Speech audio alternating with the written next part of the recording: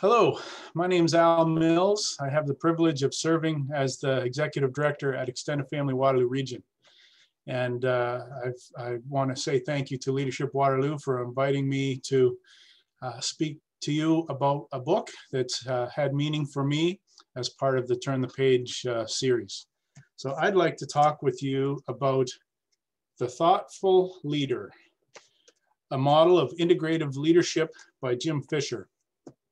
I had the opportunity to participate in the broader Public Sector Leadership Institute with Rotman School of Management at University of Toronto, where Jim Fisher spoke to our class and also shared his book with us. I want to tell you a little bit about my approach to reading a leadership book. I can't say that I'm a cover-to-cover person. I'm usually looking for a concept, a reframing of an idea, and something that can draw me in and build a common thread back to other concepts or readings that I've been drawn to.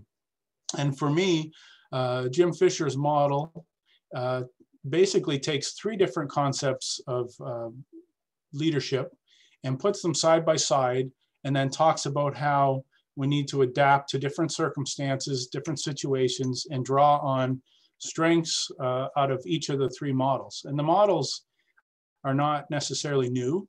One is kind of the old school directive style coming out of Hershey Blanchard, probably in the 80s, thinking about kind of a command and control approach to things, plan, organize, and control. And then the second model really comes from Cotter, whose article in 1990, What Do Leaders Really Do, in Harvard Business Review, really kind of provided a framework for a lot of leadership development, leadership work, leadership articles over the last, 30 years or so. And it's, it kind of starts with vision, cast a vision, align a team, and then put together a plan to execute. And there's a lot of great material out there about that. The work of leaders is something that is a resource that's used in the University of Waterloo Leadership Certificate Program, where there's a course, a single-day workshop called Leading People to Effectiveness that's built around that model. It really comes from John Cotter's work. I had the opportunity to facilitate that workshop for several years, and I really appreciate it. But every model, I think, has its limits. And I'll tell you a story about my my nugget approach. A few years ago, I was presenting a leadership lesson of some sort. I don't remember what it was, but I remember a book that I used. I drew some concepts out of chapter 8, and they were very central to what I was doing, and it was a good book, but I really only read chapter 8. One of the participants in the workshop went out, bought the book, read it, and wanted to meet with me to review the book. I said, well, that'd be great, but you're going to be sharing about the book with me more than I'll be sharing with you, because I only read chapter 8. That's what I was interested in. So that's the way I tend to approach things. But for me, the third model in Fisher's book is called engaging, and it starts with values. And I hadn't seen a leadership model that started with values. You often hear vision, mission, values, and we talk about the vision of what, the compelling view of the future that draws us forward.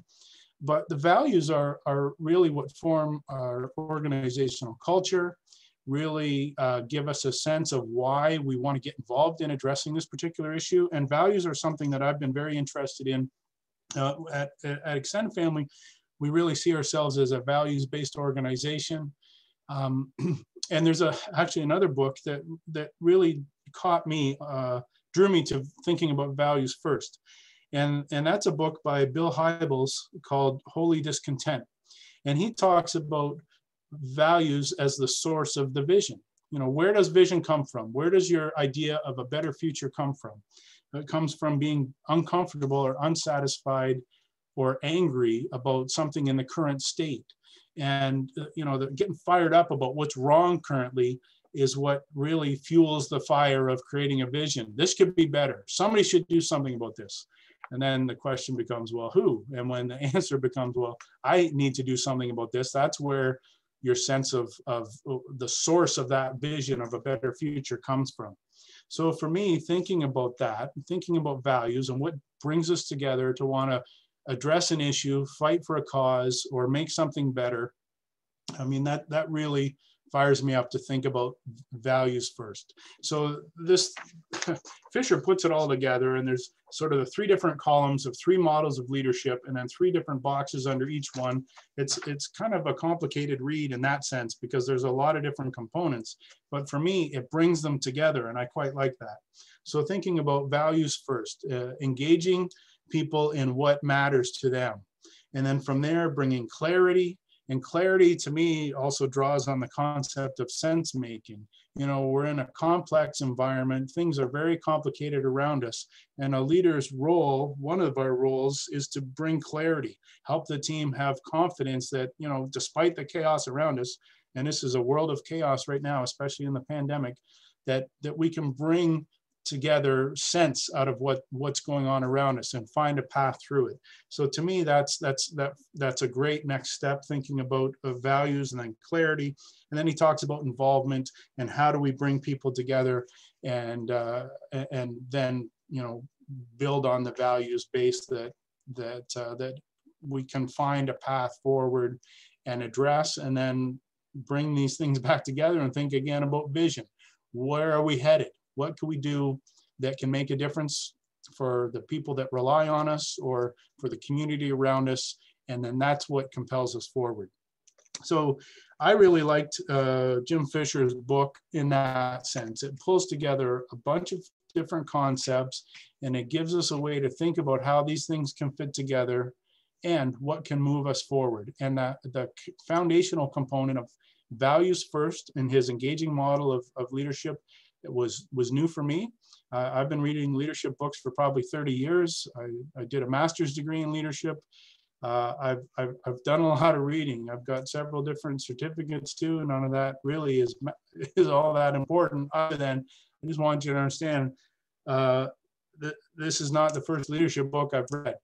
This is one, though, that draws together through a common thread all of these different concepts and helps bring it to life. There's some good examples in there, some stories drawing on Four Seasons luxury hotel chain and on Starbucks organizations that a lot of different leadership books draw examples from. I think Fisher does a good job of that. And so I would encourage you to read it if any of that resonates for you. It's available at Wordsworth Books and through their online purchasing option, probably the best way for us to approach it these days. And I hope that my introduction to the book, or at least the concepts in it, might help you think about whether or not this book could offer something to you. And I want to say thanks again to Leadership Waterloo for the opportunity to share some thoughts.